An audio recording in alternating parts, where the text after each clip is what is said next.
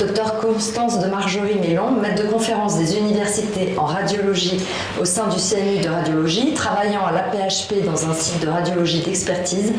Pouvez-vous nous indiquer les objectifs de votre groupe de travail sur l'évolution de l'enseignement en radiologie? Merci pour votre question.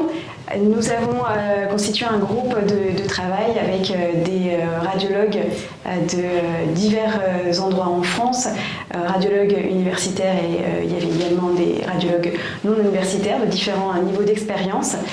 Et nous avons discuté des premiers objectifs à mettre en œuvre pour l'enseignement de la radiologie. Nous sommes axés sur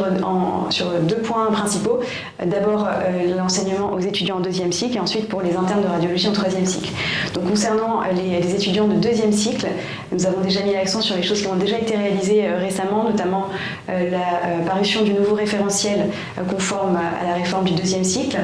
et également la mise à disposition de capsules vidéo reprenant les images principales commentées par des radiologues, accessibles sur la chaîne YouTube du CERF. Dans les objectifs de progression qui ont été mis en évidence par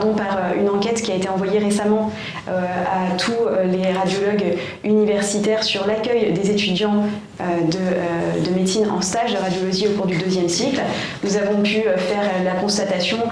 que la plupart des services étaient très satisfaits d'accueillir ces étudiants auxquels nous avons beaucoup apporté dans l'enseignement de la radiologie, qui est un aspect très transversal de la médecine, qu'il y avait probablement encore des améliorations à apporter, et notamment via la mise en place ou la mise à disposition de supports communs mutualisés pour tous les enseignants en France, et en particulier des scénarios d'ECOS, qui sont ces entretiens simulés qui font maintenant partie de l'évaluation de fin de deuxième cycle, afin que les services de radiologie puissent entraîner leurs étudiants et les former à ce type de modalités d'examen.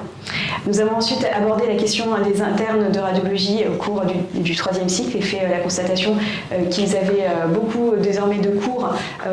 centrés sur l'analyse des images et qu'ils étaient en général très performants dans ce domaine, et que là on pouvait continuer d'apporter des améliorations. C'est tout ce qui était autour de l'image, à la fois en amont et en aval. Donc en amont, le renforcement de leur connaissance sur les protocoles, l'analyse des images et comment gérer des images de mauvaise qualité pour pouvoir les améliorer. Tout ce qui concerne la communication avec le médecin sur les stratégies diagnostiques, éventuellement la substitution des examens, et également sur le compte-rendu, qui est notre mode aussi de communication avec le médecin demandeur pour répondre au maximum à la question qui nous est posée. Et dans ce sens, pour essayer de mieux comprendre, mieux appréhender quelles sont ces questions cliniques qui se posent, peut-être encourager les internes à assister plus aux réunions de concertation pluridisciplinaires de façon organisée. Un autre point qui était abordé, c'était aussi un point qui se rapproche un peu des écos qui sont faits pour le deuxième cycle, mais concernant le troisième cycle,